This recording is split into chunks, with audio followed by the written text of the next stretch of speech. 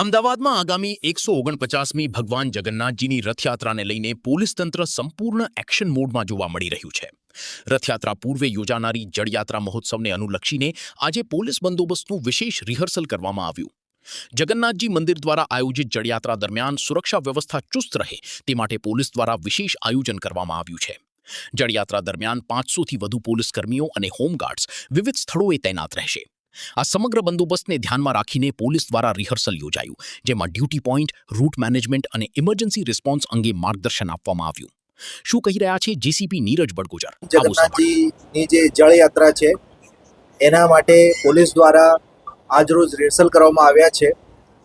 એમાં પોલીસ અધિકારી અને કર્મચારી મળીને 500થી વધારે પોલીસ તૈનાત રહેશે અને રૂટ ઉપર બંદોબસ્ત રહેશે અને ફિક્સ પોઈન્ટ છે. એને સાથે સાથે ડ્રોન દ્વારા પણ બંદોબસ્ત અને પેટ્રોલિંગ કરવામાં આવનાર છે. રિવરફ્રન્ટ પર બેરિકેડિંગ સાથે પોલીસ દ્વારા બંદોબસ્ત કરવામાં આવશે અને આવતીકાલે જે જળયાત્રા છે એ વ્યવસ્થિત રીતે થાય એના માટે પોલીસ દ્વારા આયોજન કરવામાં આવેલ છે.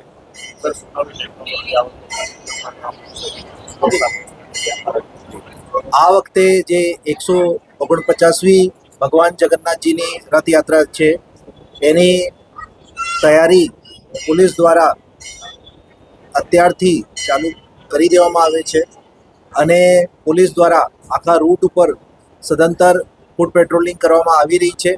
એની સાથે સાથે જે આખા રૂટના સીસીટીવી છે એની હેલ્થ તેમજ એની ચકાસણી કરવામાં આવે છે અને ક્રાઇમ બ્રાન્ચ દ્વારા પણ ડ્રોન દ્વારા આખા રૂટની ચેકિંગ કરવામાં આવી રહી છે.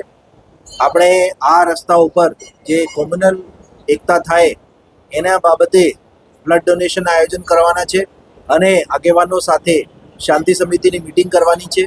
તેમજ આ રૂટ ઉપર જે ઈવી વાહનો દ્વારા પેટ્રોલિંગ અને ફ્લેગ માર્ચ પણ આવનાર દિવસોમાં કરવાના છે અને રથયાત્રા શાંતિપૂર્વક થાય એના માટે પોલીસ દ્વારા જે આખી તૈયારીઓ છે એ કરવામાં આવી રહી છે. આપણે આવતીકાલની જે જળયાત્રા છે એના પોલીસ બંદોબસ્તમાં 500થી વધારે पुलिस अधिकारी कर्मचारी. ऐसे ही अन्य खबरों के लिए चैनल को सब्सक्राइब कीजिए. खबरों का नोटिफिकेशन पाने के लिए बेल आइकॉन को जरूर दबाएं.